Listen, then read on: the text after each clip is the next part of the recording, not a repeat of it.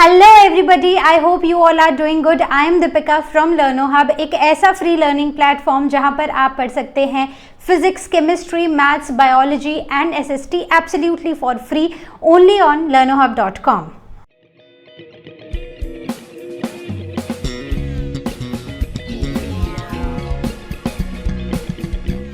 तो बच्चों, आज हम डिस्कस करने वाले हैं एंडोक्राइन सिस्टम एंड अडोलेसेंस का second part, that is adolescence. तो ये वीडियो आप सब के लिए बहुत ही इंपॉर्टेंट होने वाली है, तो ध्यान से सुनिएगा और कोई भी डाउट्स होंगे तो आस्क क्वेश्चन सेक्शन पे ज़रूर पूछिएगा। तो without wasting any time, let's get started.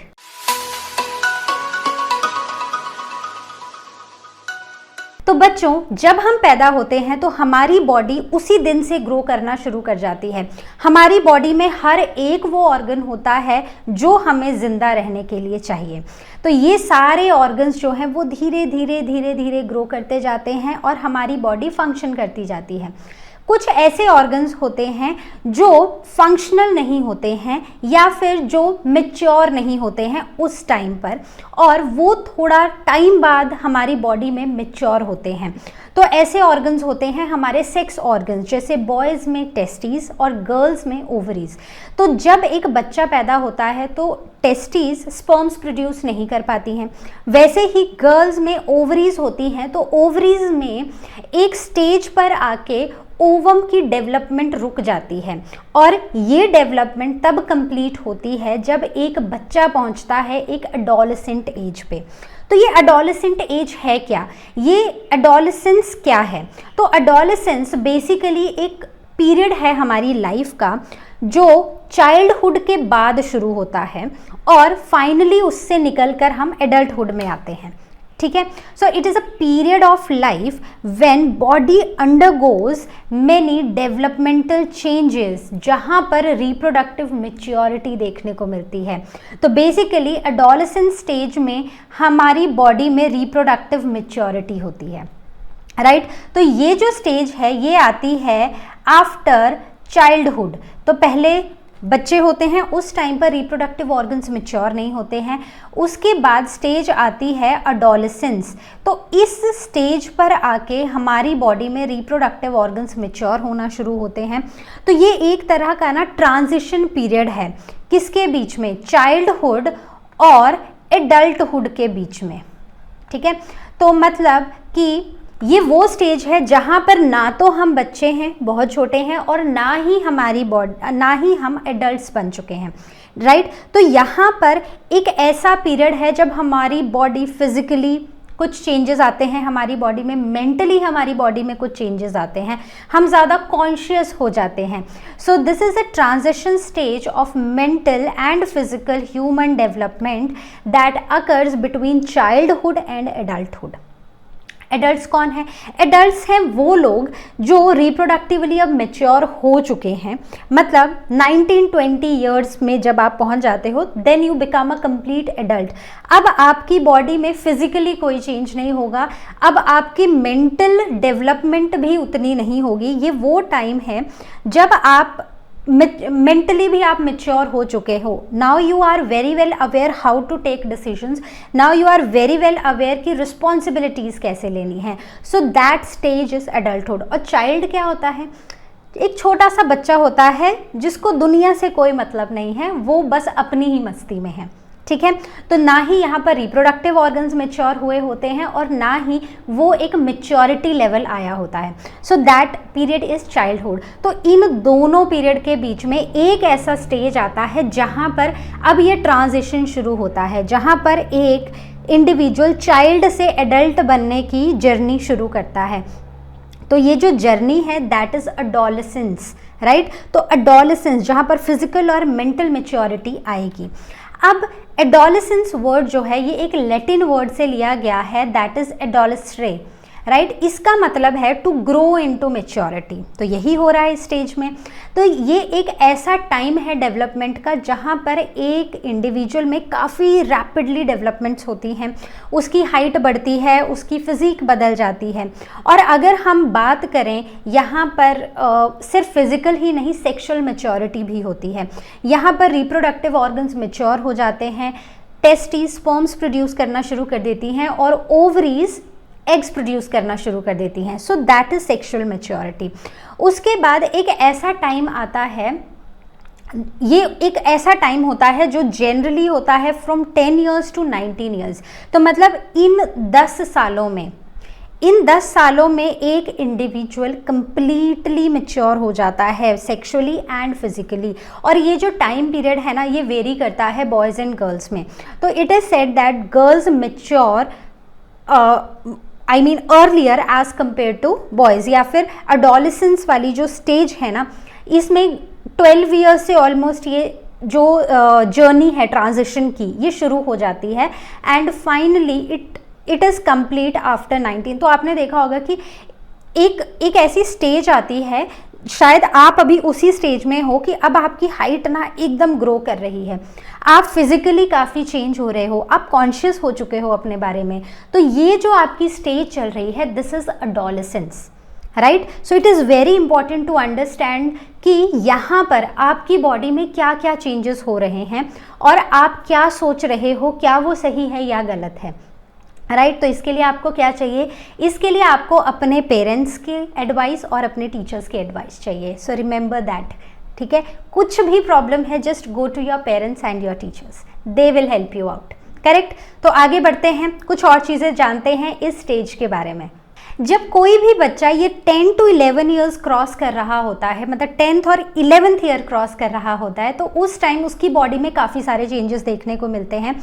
और उनमें जो मेजर चेंजेस हैं वो हैं उनकी हाइट में इंक्रीज होना, उनकी बॉडी की शेप चेंज होना, उनकी वॉइस चेंज हो जाना, और उनकी बॉडी में स्वेट ग्लैंड्स और sebaceous glands. What are these sebaceous glands? These are the oil glands. इनकी एक्टिविटी बढ़ जाना। तो यहाँ पर क्या हो रहा है कि चेंजेस हो रहे हैं दोनों में, बॉयज़ और गर्ल्स में। लेकिन यहाँ पर जब ये चेंजेस होते हैं ना, तो गर्ल्स कुछ अलग दिखाई देती हैं और बॉयज़ कुछ अलग दिखाई देते हैं। तो बेसिकली जो चेंजेस है ना, होते दोनों में हैं, हर तरह का चेंज दोनों में होगा, लेकिन कुछ अलग अलग होगा। तो देखते हैं कैसे। सबसे पहले आता है इंक्रीज इन हाइट। तो अगर आप देखोगे ना, ये जो एज आती है यहाँ पर, ये मतलब 11-12 ईयर्स एज आती है, तो वहाँ पर ऐसा लगता है कि ये बच्चा तो लाइन में सबसे आगे खड़ा होता था, इतनी जल्दी इतनी हाइट बढ़ गई और एकदम लाइन में पीछे आ गया। So that is because that student और that child has reach the adolescence age, और यहाँ पर उसके ग्रोथ हार्मोन्स अब एक्टिव हो चुके हैं और इससे उसकी हाइट एकदम इंक्रीज हो रही है। और ये भी यहाँ पर देखने को मिलता है कि गर्ल्स में हाइट पहले ज़्यादा बढ़ती है, बॉयज़ में हाइट बाद में बढ़ने लगती है। लेकिन यूजुअली बॉयज़ की हाइट, अगर हम इंडिया में बात करें तो बॉयज़ की हाइट थोड़ी ज़्यादा होती है, ठीक है, generally, not all but generally I am talking about.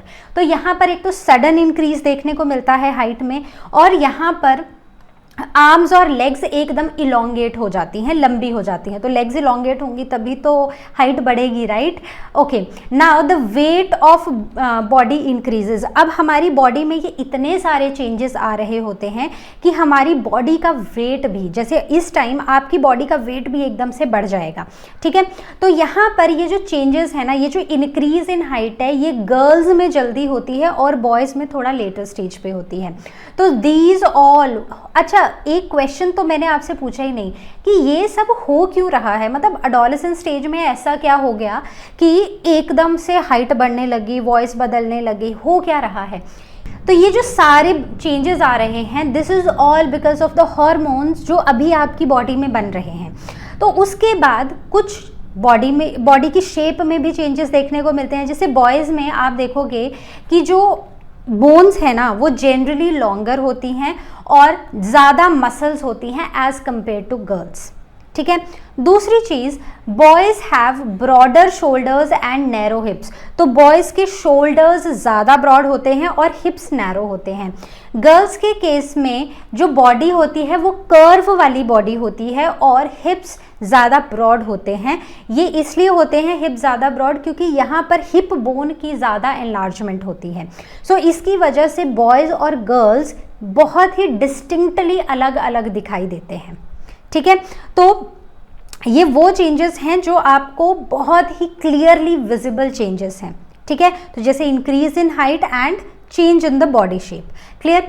Next is the change in voice. तो आपने देखा होगा कि आपकी क्लास में ना अभी कई ऐसे बॉयज़ होंगे जिनकी आवाज़ जो है ना वो एकदम, पहले तो बिल्कुल एकदम सॉफ्ट आवाज़ होती है, सब बच्चों की वैसी होती है, एकदम से ना अभी कुछ बच्चों की, कुछ बॉयज़ की आवाज़ स्पेसिफिकली थोड़ी होर्स हो गई होगी, मतलब थोड़ी रफ जैसी हो गई होगी, या फिर कुछ ऐसे होंगे जिनकी एक स्मॉल स्पैन के लिए, कुछ महीनों के लिए एक रफ वॉइस हुई होगी और अब वो वापस थोड़ी नॉर्मल होने लग गई है। तो this is all because of the muscles of this portion. ठीक है।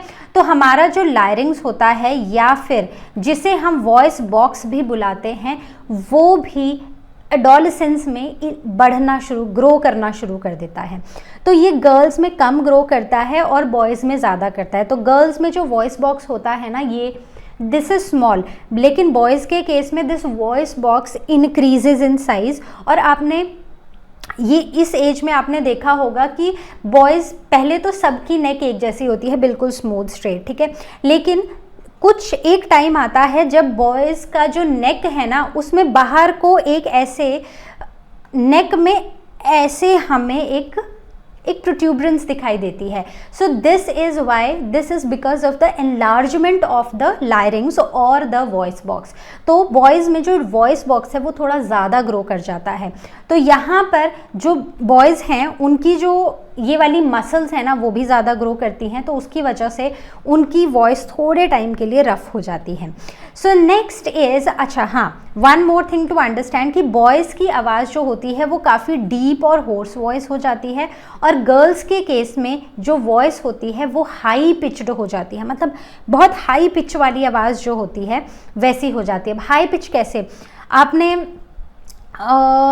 अब मुझे नहीं पता आपने सुना है कि नहीं सुना है, but they used to be a singer in 90s, Alka Yagnik. वो गाना गाती थी, इतना अच्छा गाना गाती है, अभी भी गाती हैं, मतलब उस टाइम पर गाती थी। तो उनकी आवाज़ ना एकदम इतनी हाई पिच है कि अगर आप उस हाई पिच को मिलाना चाहोगे ना, आप मिला ही नहीं पाओगे, इतनी हाई पिच में। तो गर्ल्स की बेसिकली आवाज़ जो होती है वो हाई पिच्ड होती है। ठीक है। So I hope this is clear.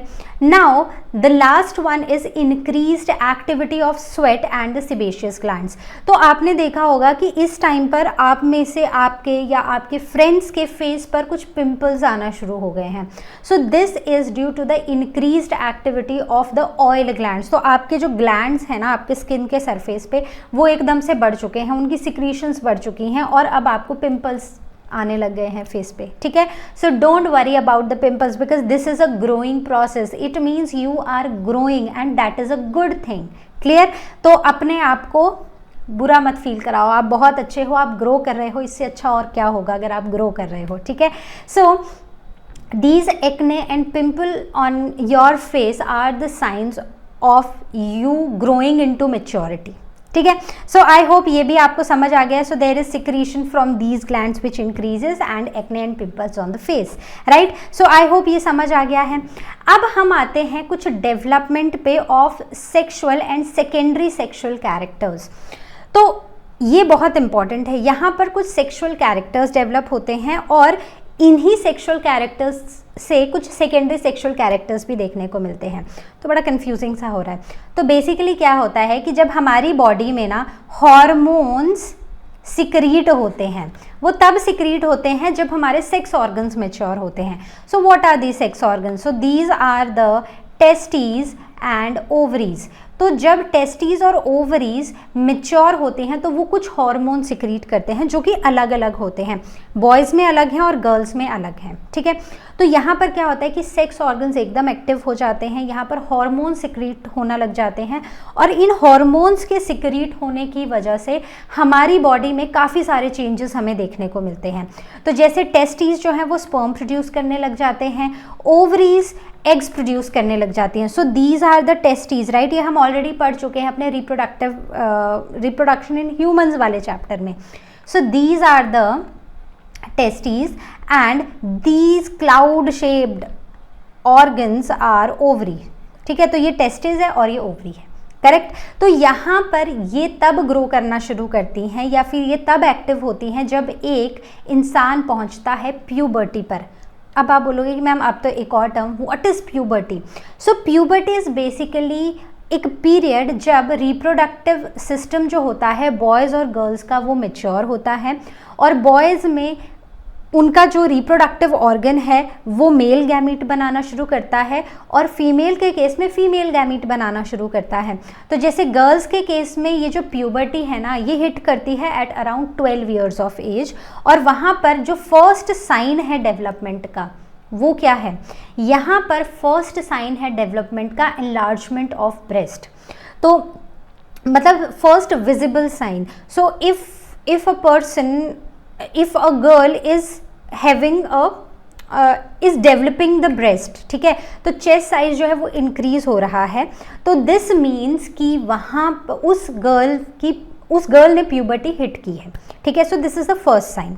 दूसरा, बॉयज़ के केस में इट स्टार्ट्स जनरली एट 13, तो गर्ल्स में प्यूबर्टी पहले आती है और बॉयज़ में जनरली बाद में आती है, और यहाँ पर एनलार्जमेंट होती है टेस्टिस की। तो अगर आपकी बॉडी में किसी भी तरह के चेंजेस आ रहे हैं गर्ल्स में, बॉयज़ में, so remember that is just a stage which is called as adolescence, जहाँ पर आपने प्यूबर्टी हिट की है और अब आपकी बॉडी में कुछ चेंजेस आना शुरू हुए हैं। क्यों? क्योंकि अब आपके हॉर्मोन्स, कुछ ऐसे हॉर्मोन्स प्रोड्यूस हो रहे हैं जो आपकी बॉडी में चेंजेस ला रहे हैं, and that is completely normal. Clear? तो आई होप इतना समझ आ गया। कोई भी डाउट होगा ना, please ask your doubts in ask question section, ठीक है। तो आगे बढ़ते हैं। प्यूबर्टी, तो प्यूबर्टी में क्या होता है? It is brought about by sex hormones which are produced by testes and ovaries. तो जो हॉर्मोन्स टेस्टीज और ओवरीज प्रोड्यूस करती हैं उनकी वजह से आती है प्यूबर्टी। तो अगर हम टेस्टीज की बात करें या मेल सेक्स हार्मोन की बात करें तो वो कौन सा है? इट इज़ एंड्रोजन, और इसमें जो मेन हार्मोन है, एंड्रोजन तो बहुत सारे होते हैं लेकिन जो मेन हार्मोन है दैट इज़ टेस्टोस्टेरॉन, और फीमेल्स के केस में जो सेक्स हार्मोन है दैट इज़ ऑस्ट्रोजन, ठीक है।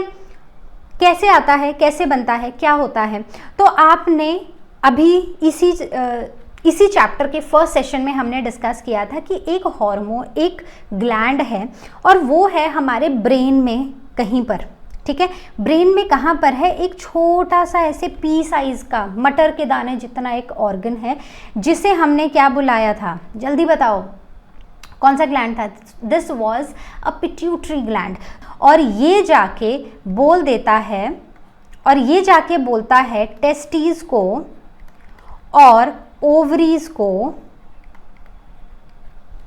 ठीक है। सो ये जो हार्मोन है ना, ये एक्टिवेट कर देता है टेस्टीज और ओवरीज को, ताकि वो अपने हार्मोन्स बनाना शुरू कर दें। बात समझ आ गई? ठीक है। तो मेन हार्मोन याद रखना है in case of males. So the main sex hormone is testosterone, and in case of females it is estrogen. और इस सब की, इन हार्मोन्स की प्रोडक्शन को स्टिमुलेट करने के लिए हमारे ब्रेन में क्या है? एक छोटा सा पी साइज ग्लैंड है जिसे हमने पिट्यूटरी ग्लैंड बुलाया है। वो सिक्रीट करेगा फॉलिकल स्टिमुलेटिंग हार्मोन, जो फर्दर बोलेगा टेस्टिस और ओवरीज को हार्मोन्स बनाने के लिए। तो यहाँ पर क्या होता है कि आपको ये सारी चीज़ें ऐसे ही याद रखनी होती हैं, नहीं तो क्या होगा, नहीं तो एग्जाम में जब क्वेश्चन पूछा जाएगा ना तो आप सब कंफ्यूज हो जाओगे, ठीक है। तो relate it with the first session, और जिसने फर्स्ट सेशन नहीं देखा है वो क्या करेगा? वो जाके पहले फर्स्ट सेशन देखेगा, ठीक है, जहाँ पर हमने सारे के सारे ग्लैंड्स डिस्कस किए हैं जो इस क्लास में हमें करने चाहिए। Clear? So I hope this much is clear. Doubt है किसी को कोई? अगर है तो आस्क क्वेश्चन सेक्शन पे ज़रूर पूछ लेना। So what happens during this puberty in case of boys, ठीक है। तो मतलब बॉयज़ में क्या क्या चेंजेस आते हैं? तो बॉयज़ में जो चेंजेस आते हैं, the first sign is the enlargement of testis, जो हम ऑलरेडी डिस्कस कर चुके हैं। तो जब टेस्टिस का जो साइज है वो एनलार्ज होने लग जाए, so this is the first sign of puberty. Clear? अब दूसरा यहाँ पर पेनिस, स्क्रॉटल सैक, तो ये हम सब पढ़ चुके हैं रिप्रोडक्शन वाले चैप्टर में, राइट। तो आपको सारे के सारे पार्ट्स हमने लेबल किए थे हम, और तो हमने सारे के सारे पार्ट्स लेबल किए थे, तो उससे आपको सब याद होना चाहिए। नहीं है तो एक बार जाओ और पीछे उस चैप्टर को देख लो ताकि आपको सब क्लियर हो जाए, ठीक है। अब उसके बाद एकदम हाइट बढ़ जाना, there is sudden spot in growth. फिर जो शोल्डर है, ये वाला जो हिस्सा है शोल्डर गर्डल है, ये ज़्यादा ग्रो करता है और हिप गर्डल कम ग्रो करता है इन केस ऑफ बॉयज़। अब बॉयज़ के केस में beard, moustache, then pubic and chest hair वो भी आने लग जाते हैं। वहीं पर वॉइस जो है वो डीप और थोड़ी रफ वॉइस होने लग जाती है, और जो वॉइस की पिच होती है वो लो होती है, ठीक है। उसके बाद हम आते हैं चेंजेस इन गर्ल्स। तो गर्ल्स में जो चेंज का फर्स्ट साइन है दैट इज ब्रेस्ट एनलार्जमेंट, ये हमने अभी पढ़ा थोड़ी देर पहले। तो यहाँ पर क्या होता है कि ओवरीज मेच्योर होना शुरू हो जाती हैं और अब वो एग्स रिलीज करना शुरू कर देती हैं।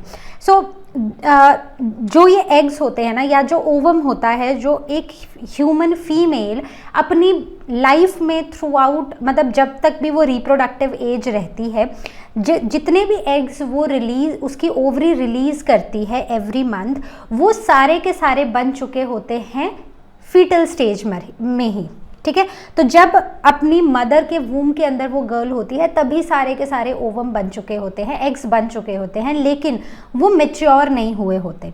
जब एक गर्ल प्यूबर्टी हिट करती है तो यहाँ पर ये ओवम एक एक करके मैच्योर होना शुरू होते हैं और हर महीने एक एग रिलीज होता है। और जब ये एक एग रिलीज होता है फ्रॉम द ओवरी, ठीक है, तो कैसा हमने स्ट्रक्चर पढ़ा था, कुछ ऐसा, राइट। तो यहाँ पर दोनों तरफ क्या है, दोनों तरफ हैं ओवरीज, राइट। तो ओवरी एक एग रिलीज करेगी। अब इस एग को रिलीज करने के लिए सिर्फ इस गेस से कि शायद ये एग फर्टिलाइज हो जाए, तो यूट्रस खुद को प्रिपेयर करना शुरू कर देता है for receiving that baby, for implantation. पढ़ा है ना implantation, attachment of an embryo, एक फर्टिलाइज्ड एग का attachment to the uterus wall. तो यहाँ पर जो यूट्रस की वॉल है ना वो थिक होना शुरू हो जाती है, और फाइनली जब ये एग फर्टिलाइज नहीं होता है तो वेजाइना से निकलता है एक ब्लड फ्लो, ठीक है। तो एक blood it flows out of vagina, right. So this is called menstruation. तो यहाँ पर वेजाइना भी ग्रो करेगा, यूट्रस भी ग्रो करेगा साइज में, और मेंस्ट्रुअल साइकिल शुरू हो जाएगी। गर्ल्स के केस में भी सेम है कि एकदम ग्रोथ जो है ना वो बढ़ जाती है, और यहाँ पर जो हिप गर्डल है, जो ये पेल्विस के पास है, the hip girdle, the lower portion, so this portion grows bigger, broader, लेकिन शोल्डर्स इतने ब्रॉड नहीं होते हैं। बॉयज़ में उल्टा होता है, बॉयज़ में शोल्डर्स ज़्यादा ब्रॉड होते हैं और हिप गर्डल कम एनलार्ज होता है या फिर ब्रॉड होता है, ठीक है। देन जैसे हमने बॉयज़ में देखा कि मुस्टैच है, बियर्ड है, ये सब चीज़ें चेस्ट और एब्डोमेन पे हेयर है, तो यहाँ पर गर्ल्स में हेयर नहीं होते हैं, ना चेस्ट पे ना एब्डोमेन पे। बहुत छोटे छोटे बाल फेस पे देखने को मिलते हैं। Then they have high pitched voice. लड़कों में कैसा था, बॉयज़ में क्या होता है, बॉयज़ में लो पिच्ड वॉइस होती है, ठीक है। तो ये सारे चेंजेस आप अपने आप में आज इस टाइम पर शायद देख पा रहे होंगे। So just remember everything that is happening to you is normal. लेकिन अगर आपको कहीं पर भी अपनी बॉडी में आने वाले चेंजेस से कोई भी परेशानी होती है, या आपको कोई ऐसी चीज़ है कि आपकी बॉडी में कुछ चेंज आ रहा है, आपके मूड स्विंग्स हो रहे हैं, आपको समझ नहीं आ रहा है, तो you must go and talk to your parents. और स्कूल में अगर आप बात करना चाहते हो तो आपके काउंसलर्स होंगे, आप उन काउंसलर्स से जाके बात कर सकते हो। So this is very important because these are the science of growth and these are very normal. So you do not have to worry about it. लेकिन फिर भी अगर आपको टेंशन है, आप ज़्यादा सोच रहे हो, so go and talk to your parents और a counsellor in the school, right. तो यहाँ पर there are changes in the hormones. अब क्योंकि हॉर्मोन्स में चेंजेस हो रहे हैं, तो इन हॉर्मोन में चेंजेस होने की वजह से हमारी बॉडी में चेंजेस हो रहे हैं, and sometimes this leads to depression and emotional swings during this adolescence stage. So this is normal, but when you speak about it to somebody who is mature, who understands these things, so that that person will make you understand why this is happening and why it is important in your life. ठीक है, so tension नहीं लेनी है. Clear? So I hope इतना समझ आ गया है. Now we will be covering adolescence and related physiological changes. ठीक है, तो बात करते हैं कुछ और फिजियोलॉजिकल चेंजेस की जो इस समय शायद आपकी बॉडी में हो रहे होंगे. तो adolescence and related psychological changes, तो ये जो फेज़ है ना अडोलेसेंस का, जो ऑलमोस्ट 10 ईयर्स से स्टार्ट होकर 19 ईयर्स तक जाता है, ये काफ़ी क्रिटिकल पीरियड होता है हमारी लाइफ में. तो बोलते हैं ना कि एक बच्चे का बनना और बिगड़ना कहीं ना कहीं इस स्टेज पर डिपेंड होता है. So that is true. यहाँ पर बड़े सारे हार्मोनल चेंजेस हैं. अब बच्चा क्या सोचता है या उसको कैसी गाइडेंस मिलती है उस पर डिपेंड करता है कि उस बच्चे का फ्यूचर कैसा होगा. मतलब उसकी जो सोच है या उसका समझने का तरीका है वो कैसा होगा. तो यहाँ पर सिर्फ फिजिकल चेंजेस ही नहीं हो रहे हैं बल्कि इमोशनली भी ये बच्चा बदल रहा है. राइट? तो यहाँ पर रैपिड इमोशनल और साइकोलॉजिकल चेंजेस भी हो रहे हैं. अब ये वो स्टेज है ना जहाँ पर हर कोई, जैसे इस समय आप हो तो आप सोचो जब आप क्लास 1 या 2 में थे, क्या आप कॉन्शियस थे? क्या मैं कैसी लग रही हूँ या मैं कैसा लग रहा हूँ, मैं ये बोलूँगा तो क्या होगा? एक बच्चे को देखा है, क्या बोलूँगा तो क्या होगा, बच्चे को कोई फ़र्क नहीं पड़ता. अगर उसको तुम्हारा बनाया हुआ केक अच्छा नहीं लगा, वो मुंह पे बोलेगा कि कितना गंदा केक बनाया है, लेकिन आप शायद बोलने से पहले सोचोगे कि शायद उसको बुरा लग जाएगा. So like you become conscious, then you start worrying about the growth of your various body parts. अब जैसे जैसे आपकी हॉर्मोन्स आते हैं, आपकी बॉडी में चेंजेस होती हैं, आपकी बॉडी बदलती है, वैसे वैसे आपकी बॉडी में चेंजेस शुरू हो जाते हैं. तो बच्चे जो है ना इस एज में वो यही चिंता करने लग जाते हैं कि हमारी बॉडी में ना ये चेंजेस आ रहे हैं, मैं पता नहीं कैसी लग रही हूँ, मैं पता नहीं कैसा लग रहा हूँ. ठीक है, so you become conscious about your self, how do you look, how do you speak, how do people think of you. So that all comes during this stage, that is adolescence. Next is these kids, और जो अभी आपकी as है, तो यहाँ पर बच्चे काफ़ी फील करते हैं एकदम शाय या फिर हेजिटेंट होते हैं अपनी प्रॉब्लम से शेयर करने के लिए. इसीलिए the very important thing that I must tell to any of the parent who might be seeing this session कि जितना ज़्यादा हो सके just keep talking to your kids, keep talking to your children so that they are no more shy, they are not hesitant in talking to you, and just listen to them. गलत है या सही है, just listen to them.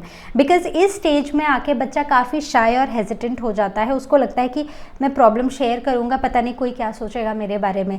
तो इसलिए यहाँ पर बच्चों के लिए ये इम्पॉर्टेंट है आप सबके लिए कि जब भी आप अपनी बात रखें, आप अपनी बात रखें अपने पेरेंट्स के सामने या फिर आप अपनी बात रखें काउंसलर के सामने, क्योंकि आपके पेरेंट्स कभी किसी और को नहीं बताएंगे. और एक काउंसलर है, उसकी जॉब है आपको गाइड करना और उसकी जॉब है आपके सीक्रेट्स को रखना. ठीक है, आपको सही डायरेक्शन देना. तो सिर्फ इनसे बात करें. बाकी अगर आप अपने फ्रेंड्स को देखोगे ना, they are in the same stage. वो क्या सोचते हैं और क्या है, सबका अपना अलग अलग तरीका है. So the most reliable people over here for you is your parents and your counsellor in the school. Clear? उसके बाद यहाँ पर कई बार आप में से भी कई बच्चे होंगे जो कुछ भी हो रहा है ना, आप अपना ऊपर ब्लेम्स लेना शुरू कर देते हो, आप अपने ही अंदर फॉल्ट्स निकालना शुरू कर देते हो कि अच्छा ये हुआ, ये इस वजह, मेरी वजह से हुआ होगा, वो भी मेरी वजह से. But remember, so there is nothing that is happening because of you. The only thing is you are changing. आपकी सोच बदल रही है. लेकिन अगर इस चक्कर में अगर आप अपने आप को ब्लेम करना शुरू कर दोगे तो you might lose that confidence in you, you might lose that self trust in you. ठीक है, तो आपको क्या करना है, आपको अपने कुछ भी होता है just go and speak to somebody, your parents और योर काउंसलर. क्लियर? नेक्स्ट, बहुत ज़्यादा बच्चे इस टाइम अपना जो टाइम है ना अपनी ग्रूमिंग में स्पेंड करते हैं. अच्छा दिखना है, अच्छे कपड़े पहने हैं, ऐसे चलना है, ऐसे करना है, ऐसे बोलना है. So kids they spend most of their time in grooming. ठीक है। एडोलेसेंस वो स्टेज है जहाँ पर बच्चे अपने फ्यूचर को लेके बहुत ज़्यादा वरिड हो जाते हैं कि फ्यूचर में क्या होगा, कैसे होगा, हम कैसे करेंगे, हम क्या करेंगे। तो let me tell you something बच्चों, this is not the right time to think so much about your future. It is the time when you should think what you want to be and just live in your present, prepare for that, but इतना भी ना सोचो कि उसकी वजह से आप depression में चले जाओ। सो आई होप आपको मेरी बात समझ आ रही है। तो अब हम चलते हैं नेक्स्ट पॉइंट पर, जहाँ पर ये जो डिप्रेशन की स्टेज है वो डेवलप हो रही है। Then it causes depression in dramatic is sometimes the cause of depression is the dramatic increase in the hormonal level. तो कई बार ये जो डिप्रेशन का कॉज होता है ना बच्चों में, वो एक हार्मोन का लेवल भी बढ़ने से होता है कि कई बार हार्मोन का लेवल इतना बढ़ जाता है कि बच्चा डिप्रेशन में चला जाता है। The next is hormones affect brain that controls emotions and moods। तो हॉर्मोन्स क्या करते हैं, हॉर्मोन्स हमारे ब्रेन को अफेक्ट करना शुरू कर देते हैं, और जब ये हॉर्मोन्स हमारे ब्रेन को अफेक्ट करते हैं तो हमारे मूड्स, हमारे इमोशंस, हर चीज़ इफ़ेक्ट होती है। देन बहुत सारे बच्चे ऐसे हैं जो इस टाइम पर अपने पीयर ग्रुप में रहना पसंद करते हैं, मतलब अपने फ्रेंड्स के साथ, वो उनके साथ सेफ फील करते हैं। उनको लगता है कि बस यही है, सब कुछ है मेरे लिए और इनसे ही अब मुझे सारी बातें करनी है। So that happens during this age. आपके बहुत अच्छे अच्छे दोस्त भी इस समय पर बनते हैं। Then you try to imitate others. So बहुत सारे बच्चे, आपको कोई ऐसा अच्छा लगता होगा, कोई एक गर्ल है जिसको कोई और दूसरी गर्ल के बोलने का तरीका बहुत अच्छा लगता होगा, या कुछ भी ड्रेसिंग अच्छी लगती होगी, या फिर कोई एक लड़का है जिसको दूसरे लड़के का बोलने का तरीका बहुत अच्छा लगता होगा या चलने का तरीका अच्छा लगता होगा। So this is the age when you try to imitate your friends और योर पीयर्स, कि उनके जैसा बनना है, उनके जैसा चलना है, उनके जैसा दिखना है। So this also happens during this stage. उसके बाद एक बार एडल्टहुड में आगे कोई फ़र्क नहीं पड़ता किसके जैसे, जो हम हैं वो हम हैं। सो that happens in adulthood, ठीक है। then it brings about emotional and psychological changes। बहुत सारे आपके अंदर emotions और psychological changes आते हैं, और कई बार ऐसा भी होता है कि एक बच्चा imitate करते करते अपने ही फ्रेंड्स में या अपने ही ग्रुप में एक गलत कंपनी में पड़ जाता है, तो या एक गलत कंपनी चूज़ कर लेता है, जिसकी वजह से उसका लाइफ स्पॉइल हो जाती है। जैसे कुछ बच्चे हैं, या ये वो एज है, ये एक्सपेरिमेंटेशन वाली एज है। कौन सी एज है, एक्सपेरिमेंटेशन वाली, ठीक है। मतलब कि हर नई चीज़ को जानना और हर नई चीज़ को ट्राई करने का ना एक बहुत ही उत्सुकता होती है कि कुछ नया चीज़ ट्राई करेंगे, कुछ घर से एक दिन झूठ बोल के भाग जाएंगे और फिर बाहर जाएंगे और इन्जॉय करेंगे और अगले दिन वापस आएंगे, ठीक है। So this is that stage, but always remember that experimentation on something like this might be very very harmful for you.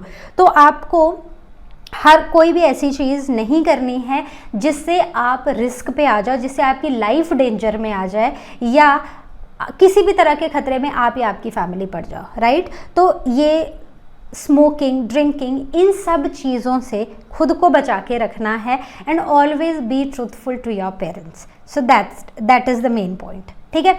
Now इसके बाद अब देखो, बच्चा था, बच्चे में कुछ मैच्योरिटी आई, कुछ एक स्टेज आई, जब बच्चा बड़ा हुआ, होता गया, अब उसमें सेक्सुअल मैच्योरिटी आई, उसमें काफ़ी सारी इमोशनल स्टेबिलिटी आ गई। उसके बाद एक इंसान पहुंचता है नेक्स्ट स्टेज पे, which is called as the adulthood. तो ये एडल्टहुड बस अब 20 ईयर्स के बाद ये चलती ही रहती है। So it is a stage that follows adolescence, right. And at this stage a person attains full physical growth और great emotional stability आ जाती है, और उस इंसान के, उस इंडिविजुअल में एक बहुत ही स्ट्रॉन्ग विजन होता है अपने फ्यूचर के लिए।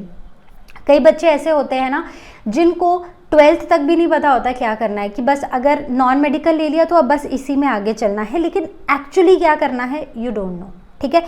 कैसे करना है यू डोंट नो, बट एक टाइम ऐसा आता है जब आपको समझ आने लगता है कि मुझे क्या करना है और उसके लिए मुझे क्या क्या करना चाहिए, ठीक है। तो एक स्ट्रॉन्ग विजन होता है, कि मुझे पढ़ना है, मुझे जॉब करनी है, उसके बाद मुझे शादी करनी है, फिर मुझे यहाँ घूमने जाना है, फिर मुझे वो करना है, फिर मुझे वो करना है, फिर मुझे वो करना है. So there is a strong vision, right? Then there are stable relationships, there is intellectual and career pursuits, and then you start shouldering the responsibilities कि घर के काम करने तो मम्मी की सारी हेल्प कौन कराएगा, आप कराओगे. ठीक है, कैसे सामान लेकर आना है, घर में खाना बनाना है, मम्मी सो के उठी है, शाम को चाय बनानी है, बेड टी देनी है मम्मा को.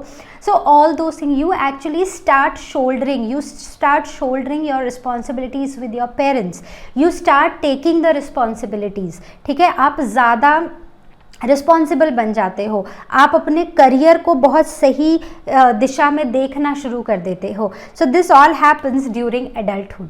तो अब आता है यहाँ पर एक बड़ी ही इंपॉर्टेंट चीज़, that is the importance of personal hygiene. देखो ये जो स्टेज है, इस स्टेज में काफ़ी सारे चेंजेस आ रहे हैं. ठीक है, आप हर तरह से फिजिकली, मेंटली, इमोशनली बदल रहे हो. तो यहाँ पर जो बहुत इम्पॉर्टेंट आ जाता है कि बदल आप रहे हो, लेकिन यहाँ पर बहुत इंपॉर्टेंट है आपको अपनी हाइजीन को मेंटेन करना.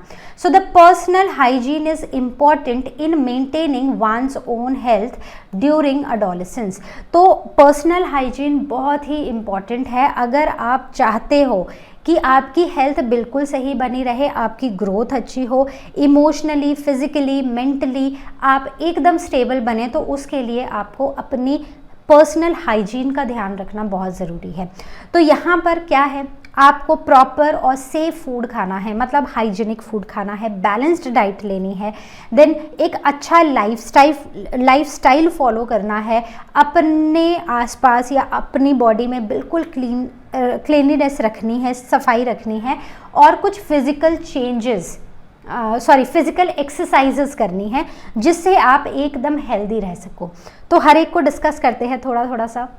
So now the proper and safe food. तो मतलब जब भी ये जो एज है ना, अडोलेसेंस, ये एक ऐसी एज है जब आपकी बॉडी ग्रो कर रही है. तो अगर आपकी बॉडी को प्रॉपर न्यूट्रिएंट्स नहीं मिलेंगे तो आपकी बॉडी नहीं ग्रो करेगी. तो मान लो अगर आपकी बॉडी को एक सफिशिएंट अमाउंट में मिनरल्स और विटामिन्स चाहिए, अगर वो नहीं मिलेंगे तो आप अच्छे से ग्रो नहीं कर पाओगे, आपकी बॉडी की जो ग्रोथ है ना वो बीच में ही रुक जाएगी. तो इसके लिए बहुत इंपॉर्टेंट है इस रैपिड ग्रोथ और डेवलपमेंटल स्टेज में कि आप अपनी डाइट का ध्यान रखें. आप एक बैलेंस्ड डाइट लें, मतलब उसमें सारे न्यूट्रिएंट्स होने चाहिए, carbohydrates, proteins, fats, then vitamins and minerals. तो हर एक चीज़ आपकी डाइट में इंक्लूडेड होनी चाहिए. और आपको दूध भी पीना है ताकि आपकी बोन स्ट्रॉन्ग रहें. आपको फ्रेश वेजिटेबल्स और फ्रूट्स खाने हैं जिससे आपको अच्छी नरिशमेंट मिल सके. देन जब भी आप खाना खाओ तो ध्यान रखो कि वो जो खाना है ना वो फ्रेशली प्रिपेयर्ड हो और ख़राब बासी खाना नहीं खाना है. यहाँ पर घर का बना हुआ खाना अगर आप खाओ तो वो सबसे ज़्यादा अच्छा है. आपकी डाइट अच्छी खासी होनी चाहिए, मतलब नॉर्मली अगर 10 साल तक 2 रोटी खाते थे तो अब एटलीस्ट 3 पर तो आ जाओ ताकि आपकी बॉडी ग्रो कर सके, अच्छे से उसको प्रॉपर न्यूट्रिशन मिले और वो ग्रो करे.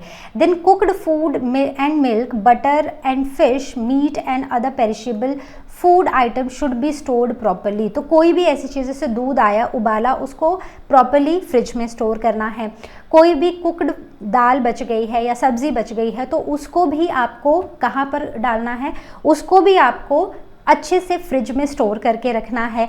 Then one should avoid the excessive consumption of fast food. तो क्या करना है, सिर्फ घर का बना खाना खाना है आपको, और आपको फास्ट फूड, ये पिज़्ज़ा, बर्गर, ये सब कुछ just avoid all of them. ठीक है. So I hope I am clear to you when I spoke about the proper and safe food. खाना सेफ होना चाहिए, न्यूट्रिएंट रिच होना चाहिए. Now talking about a proper lifestyle. एक proper lifestyle हमें follow करना है जिसमें नींद और एक्सरसाइज दोनों ही होने चाहिए. रेगुलर एक्सरसाइज और नींद पूरी लेनी है. तो we should avoid long hours of continuous table work की, मतलब अगर हम टेबल पे बैठे हैं तो अब हम बैठ के बस पढ़ते ही गए, वो नहीं होना चाहिए. You must get up, you must roam around, you must do some exercises. ठीक है. Then avoid watching TV and playing games on computer for a longer period of time. Time. Then proper lifestyle में बहुत important है जो experimentation वाला part है ना, उसको कट करना है इस टाइम लाइफ से, जैसे कि स्मोकिंग है and consumption of alcohol and certain drugs. So these might slow down your growth, या फिर आपकी ग्रोथ एक पॉइंट पे आके रुक जाए और शायद आप उससे ज़्यादा अच्छे से ग्रो कर सकते थे physically, mentally, emotionally. So one must abstain himself और herself from these. Then cleanliness, हर बार अपने हाथों को सोप से अच्छे से धो, खाने से पहले, खाने के बाद, फिर कहीं पर भी अगर आप वॉशरूम गए हो, so just clean your hands thoroughly, properly, nicely. Then clean your teeth after and before each meal and before going to bed also, ठीक है। तो हर बार खाना खाने के बाद अच्छे से माउथ को रिंस करो, सुबह ब्रश करो, शाम को ब्रश करो। Then take bath regularly, regular basis पे नहाना है और क्लीन वाटर और अच्छा सोप लेकर नहाना है, ठीक है। देन क्लीनिनेस, तो अपने आसपास क्लीनिनेस और रखने के लिए हम क्या करेंगे, अपने कपड़े रेगुलर बेसिस पे चेंज करने हैं, specially your undergarments. Then avoid wearing tight cloth, तो एकदम बॉडी हगिंग क्लोथ्स नहीं पहनने हैं, थोड़ा let your body breathe, let your body grow, ठीक है। देन रेगुलर टॉयलेट हैबिट्स होनी चाहिए। Then feet should be cleaned regularly. Then hair should be washed regularly, तो अगर लॉन्ग हेयर है तो at least 3 times a week you must wash your hair. So all these things come under cleanliness, कि अपने आप को कितना साफ आप रख सकते हैं उतना साफ रखना है। Then eyes should be washed daily, सुबह उठते ही आपने सुना होगा, काफ़ी ज़्यादा ये सबके घरों में ऑलमोस्ट फॉलो होता है, सुबह उठो, मुंह में पानी भरो, ठंडा पानी, और ठंडे ठंडे पानी से अपनी आंखों में छींटे मारो, ठीक है। So this means you have to wash your eyes on daily basis with clean and cold water. Then avoid rubbing your eyes, बच्चे ऐसे करते हैं ना, छोटे बच्चे आपने देखोगे ऐसे आईज रब करते हैं। So this actually damages your eyes. तो ये जो आईज है ना, इनको डैमेज नहीं करना है, तो आईज की रबिंग बिल्कुल बंद करो। तो यहाँ पर ये बहुत इम्पॉर्टेंट है समझना कि अगर आप इस टाइम पर क्लीनलीनेस नहीं रखोगे, सो देयर आर चांसेस कि आप बैक्टीरियल इन्फेक्शंस कॉज करोगे, specially girls when they are in a menstruation period या मेंस्ट्रुएशन साइकिल में। तो अगर आप अपने आप को अच्छे से क्लीन नहीं रखोगे तो आप इन्फेक्शंस के प्रोन हो जाओगे और इससे आप बीमार हो सकते हो। और अगर बीमार होंगे तो उस टाइम पर आपकी बॉडी उस जर्म से लड़ने में लग जाएगी और ग्रोथ के बारे में उस टाइम तक भूल जाएगी। तो इसलिए आपको साफ़ सुथरा रहना है और आपको एकदम neat and clean hygienic practices follow करनी है, right. So I hope I am clear. Then physical exercise, तो अगर अपने आप को एकदम फिट हट्टा कट्टा रखना है तो आपको रेगुलर बेसिस पर एक्सरसाइज करनी पड़ेगी। जितने भी यंग बॉयज़ एंड गर्ल्स हैं उनको वॉक करनी चाहिए, उनको एक्सरसाइज करना चाहिए और उन्हें कुछ आउटडोर गेम्स तो ज़रूर खेलनी चाहिए जो उनकी फिजिकल स्ट्रेंथ को बढ़ाएं, जो उनकी बॉडी में एक्टिवनेस लाए। तो physical exercise is important to combat stress and strain also. तो ये बहुत ही इम्पॉर्टेंट है ताकि आपके बॉडी में कोई स्ट्रेस या स्ट्रेन ना हो। तो अब जो हम डिस्कस करने वाले हैं वो यही है, क्या है? स्ट्रेस एक ऐसा मेंटल और इमोशनल स्ट्रेन है हमारी बॉडी में जिसे अगर हम सिंपल शब्दों में कहें, सिंपल टर्म्स में बोलें तो हम इसे बुलाते हैं टेंशन।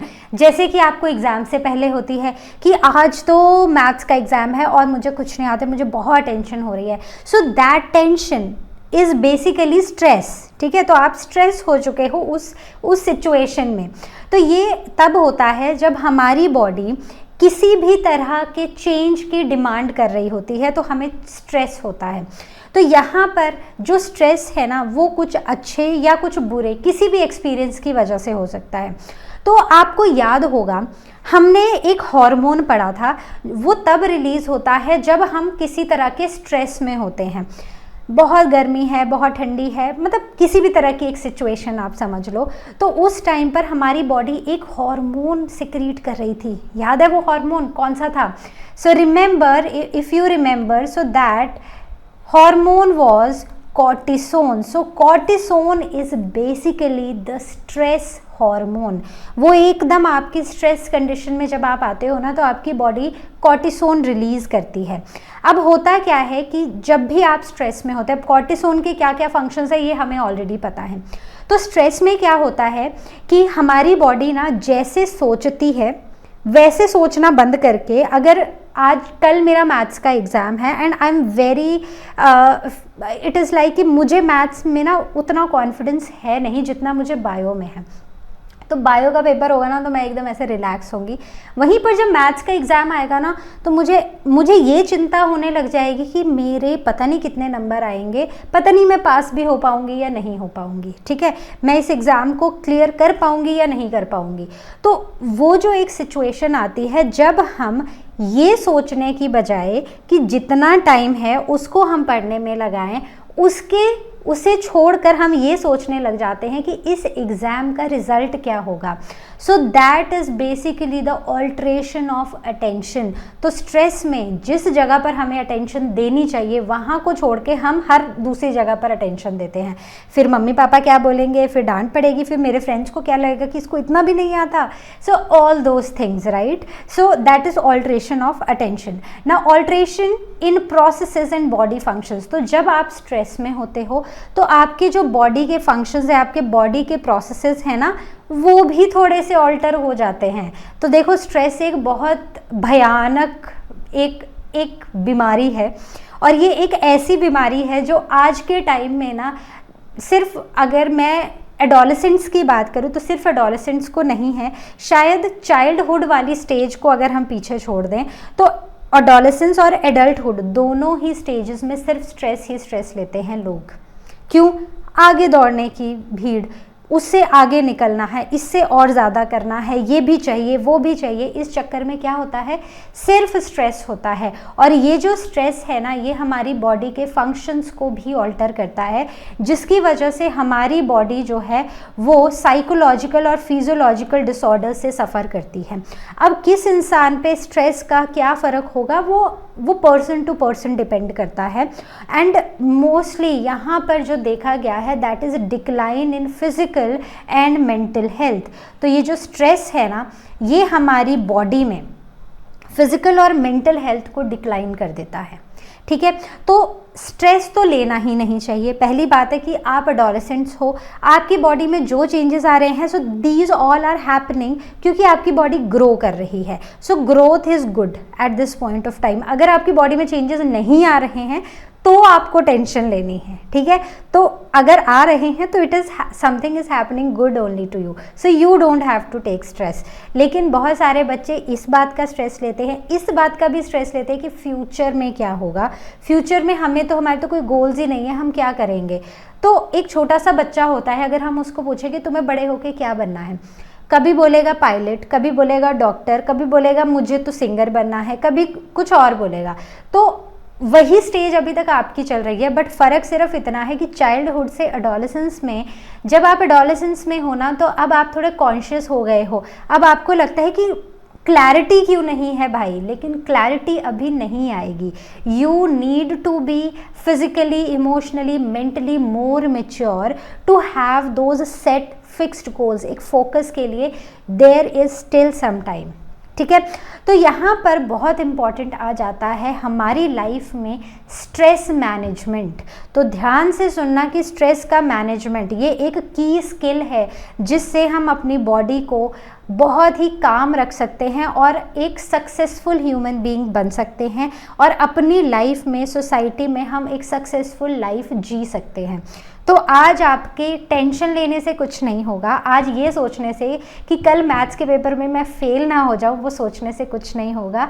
आपको उस स्ट्रेस से हटकर आपको सिर्फ पढ़ाई पर फोकस करना है। फेल हो गए तो हो गए, एंड ठीक है, नहीं आता था मैथ्स, वही होगा ना, लेकिन डरने की ज़रूरत नहीं है ना, क्योंकि जोशिका मैम तो पढ़ा रही है मैथ्स, तो वो तो आपको पढ़ना है। और जब जोशिका मैम पढ़ा रही हैं तो टॉपिक्स तो क्रिस्टल क्लियर हो ही जाएंगे, राइट।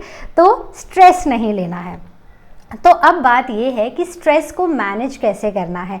ये जो स्ट्रेस मैनेजमेंट है ना, ये एक की स्किल है। अगर हम आज की लाइफ की बात करें, आज प्रेजेंट टाइम पर हर कोई स्ट्रेस्ड है और इस स्ट्रेस को मैनेज करना सबसे बड़ा स्किल है हमारी लाइफ का। सो it is all about taking charge of your lifestyle, your thoughts, your emotions and the way you deal with the problems.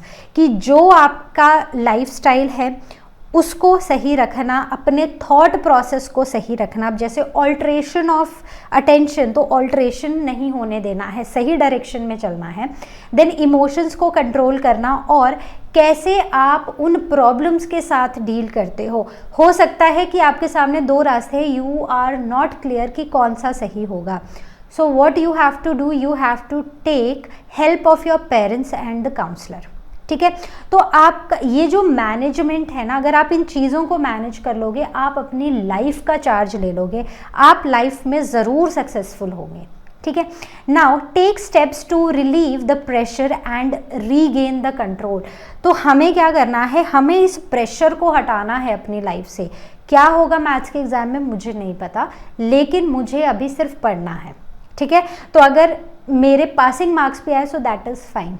ठीक है, तो स्ट्रेस नहीं लेना है और हमें अपनी बॉडी पर कंट्रोल वापस लाना है।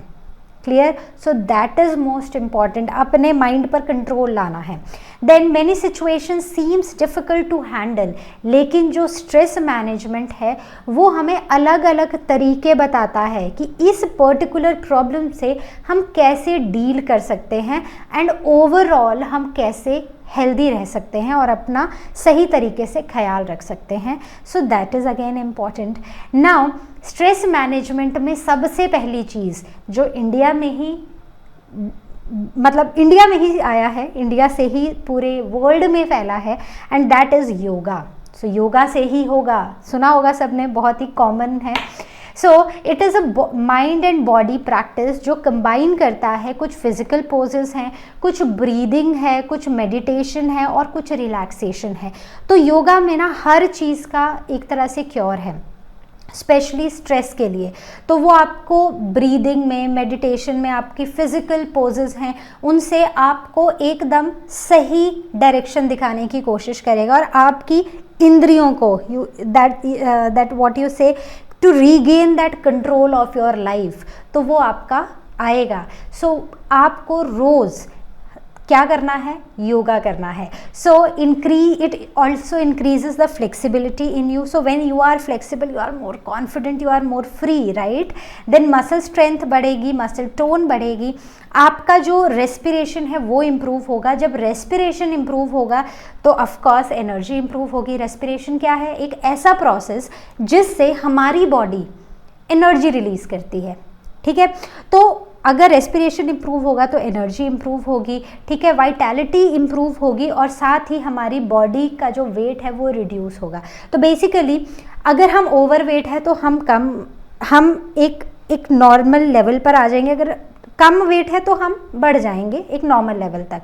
देन इम्प्रूव्ड एथलेटिक परफॉर्मेंस, तो अपनी इंद्रियों को कंट्रोल करने के लिए हमें क्या करना है, हमें करना है योगा, क्योंकि योगा से ही होगा। ठीक है, देन एक्सरसाइज, तो एक दिन में 30 to 40 मिनट्स आपको निकालने हैं, एटलीस्ट 3 टाइम्स अ वीक। अगर रोज़ नहीं कर पा रहे हो तो एटलीस्ट हफ्ते में 3 बार 30 से 45 मिनट आपको निकालने हैं, जिसमें आपको एक्सरसाइज करनी है ताकि आप हेल्दी रहो और अपनी लाइफ का कंट्रोल ले सको। इसके सिवा आपको जॉगिंग करनी है, रनिंग करनी है, स्विमिंग करनी है, कोई भी स्पोर्ट जो आपको पसंद है आप वो खेल सकते हो। मतलब किसी भी तरह से आप अपने आप को बिजी रखो और अपने आप को हेल्दी रखने की कोशिश करो, अपनी फिजिकल एक्टिविटी को बढ़ाओ। ठीक है, तो जब हमारी फिजिकल एक्टिविटी बढ़ती है, जब हमारी बॉडी में वो स्ट्रेंथ आती है तो हम में कॉन्फिडेंस आता है, और वो कॉन्फिडेंस ऐसा होता है ना जो स्ट्रेस को भी हटा देता है। ठीक है, अब next is the very important therapy. कौन सी थेरेपी है ये, दैट इज़ लाफिंग। तो अपने फेवरेट कार्टून्स देखो, अपने फेवरेट शोज़ देखो, कुछ कॉमेडी शोज़ देखो। So when you watch them, when you laugh them, you become happy, you improve your mood, you feel more happy. Then deep breathing, ये जो inhalation और एक्सहेलेशन का process है, इसमें जब आप अपनी ही अपनी ही ब्रीदिंग पे थोड़ा सा फोकस करते हो ना, तो वहाँ पर एक रिलैक्सेशन वाली फीलिंग आती है, right. Then comes to meditation. तो मेडिटेशन क्या है, मतलब एक ऐसा कोना ढूंढो घर का जहाँ पर बिल्कुल शांति हो और एटलीस्ट 15 to 20 मिनट्स के लिए आंखें बंद करके एक करेक्ट पोस्चर में बैठो और जस्ट अपने दिमाग से वो नेगेटिव थॉट्स को क्लियर करो और कंसंट्रेट करो अपनी सांसों पे। यही होता है मेडिटेशन। क्या बोलते हैं कि सब कुछ भूल जाओ, बस ये देखो कि आप सांस ले रहे हो फिर सांस छोड़ रहे हो, सांस ले रहे हो सांस छोड़ रहे हो। So you have to control, you have to concentrate on your breathing. So that is meditation, that is very important. Then time management. अगर हमें कोई भी काम करना है ना, हमें अपने एक प्लान बनाना पड़ेगा, एक ऑर्गेनाइज्ड प्लान होगा जिसमें कि ये वीक है, इस वीक में मुझे ये चैप्टर्स पढ़ने हैं और ये चैप्टर्स पढ़ने के बाद फिर वीकेंड पे मुझे रिवीजन करना है। सो समथिंग लाइक दैट, ठीक है। तो जब आप इन चीज़ों को समझते हो कि मेरे पास कितना काम है, इसको मैंने ऐसे डिवाइड किया, तो आपको उस काम की एक बेटर अंडरस्टैंडिंग भी होती है। So that time management is very important. Then hobbies, कुछ भी हॉबी हो सकती है, से रीडिंग बुक्स है, सिंगिंग है, डांसिंग है, पेंटिंग है, या कोई इंस्ट्रूमेंट बजाना है, किसी भी तरह की कोई भी हॉबी है, वो जब आप अपने पसंद का काम, हॉबी क्या होती है, कुछ ऐसी चीज़ जो आप करना बहुत पसंद करते हो, तो जब भी आप कोई भी ऐसी चीज़ करोगे जो आपको करना पसंद है, तो आप ऑटोमेटिकली रिलैक्स हो जाओगे, ठीक है। जैसे मुझे क्या पसंद है, मुझे गाने सुनना पसंद है, तो अगर मैं कभी भी स्ट्रेस होती हूँ तो मैं गाना सुनना शुरू कर देती हूँ और उससे ऑटोमेटिकली मेरा जो स्ट्रेस है वो बर्न हो जाता है, राइट। तो आपको भी कुछ ऐसा ही करना है। तो अब मैं आपसे एक क्वेश्चन पूछूंगी जिसमें आपको कोई भी वो 4 एक्टिविटीज़ बतानी है which can be practised to overcome stress. तो कुछ भी करके आप कैसे करोगे। अगर मैं अपनी बात करूं तो मैं अपनी कोई हॉबी जो है उसको परस्यू करना चाहूँगी, या कोई ऐसी चीज़ जो मैं बचपन में करना चाहती थी बट मैं नहीं कर पाई, लेकिन आज भी मुझे उस चीज़ का शौक़ है, तो मैं वो करूँगी, ठीक है। तो then what else we can do, so I like to do yoga, तो मैं योगा करूँगी। I like to go out and walk, तो मैं वॉक करूँगी। I like to swim, तो मैं स्विम करूँगी, ठीक है। सो देर आर डिफरेंट एक्टिविटीज़, तो आप अपनी एक्टिविटीज़ मेंशन करना ताकि मुझे पता चले कि आप क्या करना चाहते हो। तो ये सारे आंसर कहाँ भेजने हैं, आस्क क्वेश्चन सेक्शन में। So I hope everything from the chapter endocrine system and especially the adolescence is clear to you. So remember, whatever is happening to you, whatever changes your body is experiencing, so that is normal and this is the transition phase from childhood to adulthood. तो अगर आपको किसी भी चीज़ पे कोई भी doubt है, अपने बड़ों की एडवाइस लीजिए। किसकी एडवाइस लोगे, पेरेंट्स की, काउंसलर्स की। And remember everything is normal, there is nothing wrong with you, लेकिन आपको स्ट्रेस नहीं लेना है इन सब चीज़ों का, ठीक है। So I hope everything is clear. Now we will meet in our next session जहाँ पर हम कुछ और चीज़ें नेक्स्ट चैप्टर डिस्कस करेंगे। Till then you all take care and as you all know, लर्नो हम मतलब फ्री है पर बेस्ट है।